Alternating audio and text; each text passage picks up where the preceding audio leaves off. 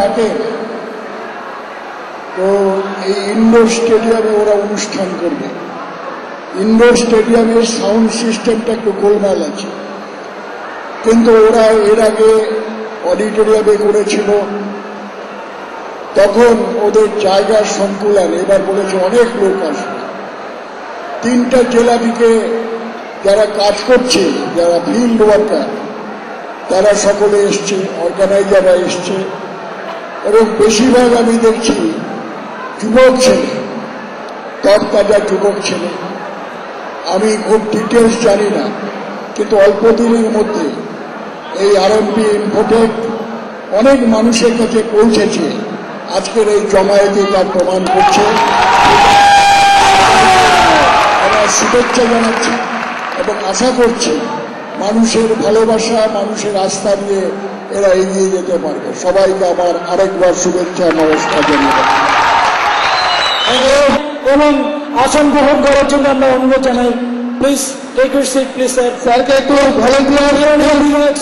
স্যারকে একটু আসনে বসানোর জন্য আমি ভলেন্টিয়ারকে রিকোয়েস্ট করবো। এবার যাকে মাইক্রোফোনটা দিতে চলে নারায়ণ অধিকারী মহাশয়কে তার আশীর্বাদ বাণী আমরা গ্রহণ করতে চাই। আমরা মাইক্রোফোন দিতে চাই কৃষ্ণ নারায়ণ মহাশয়। top officials, executives and যত এজেন্ট আছেন, আমাদের মাননীয় মন্ত্রী, সকলকে আমার নমস্কার ও সালাম। আমি খুশি, এই কারণে খুশি যেই কোম্পানি অন্তত বেকার ছেলেদের কিছু কর্মসংস্থানের জন্য এগিয়ে যাচ্ছে। আমাদের দেশে দুটো সমস্যা খুব প্রবল। একটা হচ্ছে জন্মহার বৃদ্ধি।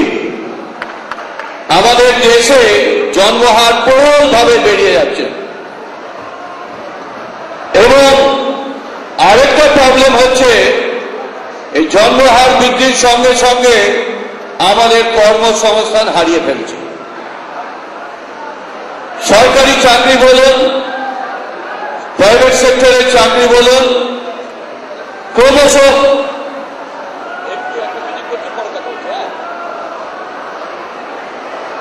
যেখানে আপনারা বলুন ক্রমশ সংকুচিত হচ্ছে।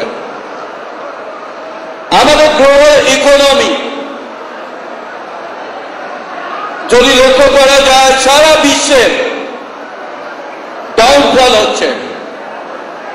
সব থেকে বড় যে জায়গা, যে ইকোনমিক্যাল ভাইরাল ছিল, যে ইউনাইটেড স্টেট, সে আজকে অর্থনৈতিক দিক দিয়ে মন্দার দিকে যাচ্ছে। G8 যারা ধনকুবের দেশ আছে, তাদেরও অর্থনৈতিক মন্দার দিকে যাচ্ছে। কিন্তু মন্দের মধ্যেও ভালো আমরা বলতে পারি আমাদের দেশের যে অর্থনীতি নীতি আছে, আমাদের মাননীয় প্রধানমন্ত্রী ডক্টর মনমোহন সিং এর যে নীতি আছে, সেই নীতিতে অন্তত একটু গর্ব করে বলতে পারি ভারতবর্ষের অর্থনৈতিক বুনিয়াদ এখন অনেকখানি মজবুত আছে।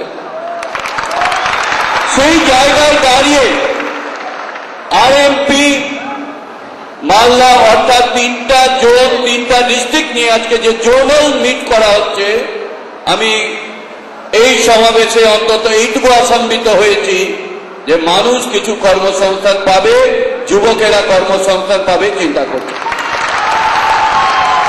আমাদের প্রাক্তন মহামহিম এপিজে আব্দুল কালাম সব সময় বলতেন, তিনি একটা আওয়াজ তুলেছিলেন, স্লোগান তুলেছিলেন, ভিশন 2020, অর্থাৎ 2019 সালে আমাদের দেশকে আরো উন্নত করার লক্ষ্যে তিনি কতগুলো কর্মসূচি নিয়েছিলেন।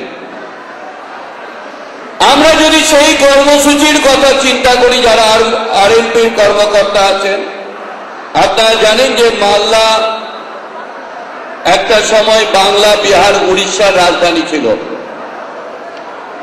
অনেক রাজ্য হয়তো গর্ববোধ করে, অনেক স্টেট, কিন্তু আমরা গর্ববোধ করি বাংলা, বিহার, উড়িষ্যার রাজধানী গৌড় তার সাক্ষী বহন করছে। অ্যানসিয়েন্ট হিস্ট্রি যদি আমরা দেখি, তার বহন করছে।